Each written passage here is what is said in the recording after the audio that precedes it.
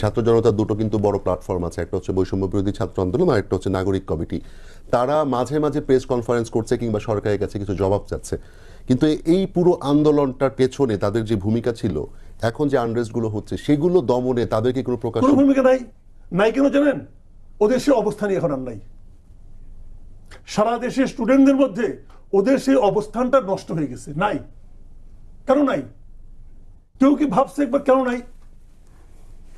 নাই হওয়ার পেছনে, না থাকার পেছনে একটা কারণ হলো সরকার নিজে, ওটা আমি বলছি একটুখানি। আরেকটা হলো ওই যারা সমন্বয়ক, যারা লিডার আছে তারা, ওদের লিডারশিপের দুর্বলতা।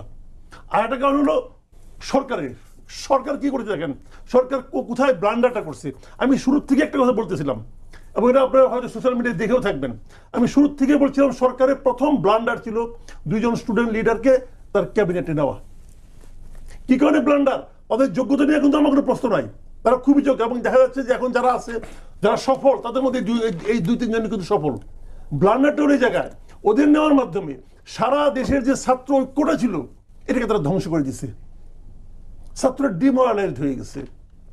অনেক ছাত্রকে বলতে শোনা গেছে, তাহলে আমি নই কেন? আমি কি পেলাম? ওরা তো মন্ত্রী হলো, আমি কি হইলাম? আপনি বলবেন যে একজন দুজন উদাহরণ হয়, হ্যাঁ হয়, একজন দুজন উদাহরণ হয়। আপনি দেখবেন মাঠে যে ছেলেটা ক্রিকেটে ব্যাট দিয়ে যায় তার সামনে কিন্তু সচিন থাকে, আর কেউ থাকে না। কিন্তু সচিন আর সাকিবই থাকে। উদাহরণ একজন দুজনই হয়, কিন্তু সেই উদাহরণটা দিয়ে আপনি এমন একটা উদাহরণ তাদের মধ্যে তৈরি করছেন যে ওরা আর সেই ঐক্যবদ্ধ নাই। অথচ এই গ্রুপটাকে আপনি ঐক্যবদ্ধ রাখতে পারতেন। এখন কি আমি বলি আপনাকে, যে কোনো জায়গায় যখন কোনো গন্ডগোল হয় না, পলিটিক্যাল গভর্নমেন্ট হলে কি হয়, ওই এলাকায় তার পলিটিক্যাল পার্টি আছে, ওই পার্টির কিছু লিডার আছে, তারা কিন্তু এটাকে কন্ট্রোল করতে পারে, কারণ তারা স্থানীয়।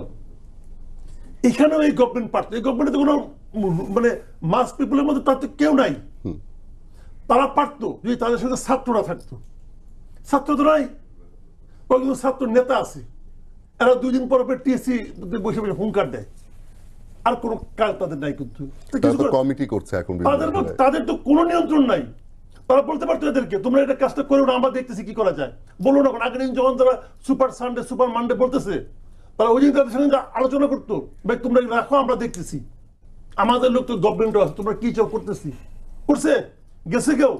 যায় নাই কেন? তারা জানে তাদের গেলে কোনো কাজ হবে না।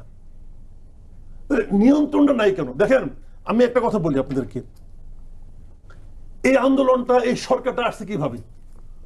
আগের সরকারের অনেক আইন, অনেক নিয়ম, সবগুলিকে তারা কিন্তু লঙ্ঘন করছে। কেন লঙ্ঘন করছে? তারা বলছে এই আইনগুলি আসলে ভুল আইন, এই আইনগুলি আসলে ক্ষতিকর আইন, এই আইনগুলি আমরা মানি না। এই তো করছে, তারা তো এইভাবে আসছে। এবং স্টুডেন্টদের মধ্যে কিন্তু এই চেতনাটা ঢুকাই দেওয়া হয়েছে যে এইগুলি আমরা মানি না। তো সেই আইনগুলো এখন রয়ে গেছে। এখন স্টুডেন্টরা বলে কি এগুলো আমরা মানি না, এটা করা চলবে না। টিচার প্রিন্সিপাল বলতেছে প্রিন্সিপালকে মানি না। এই যে প্র্যাকটিসটা রয়ে গেছে, এই যে দ্রোহ, এই যে রাগ, এই যে ক্রোধ এবং না মানার যে শক্তিটা, এইটাকে আপনার উচিত ছিল দায়িত্ব নেওয়ার পরেই একটা সিস্টেমেটিক ওয়েতে এটাকে পাস করা। আপনি তো করেন নাই, আপনি তাদেরকে উন্মুক্ত ছেড়ে দিয়েছেন, তারা ওই প্র্যাকটিসটা এখনো করতেছে। কোথায় যেন দেখলাম যে প্রিন্সিপাল তাদের বোঝানোর চেষ্টা করতেছে, পুরোপুরি বলে ভুয়া ভুয়া ভুয়া বলতেছে।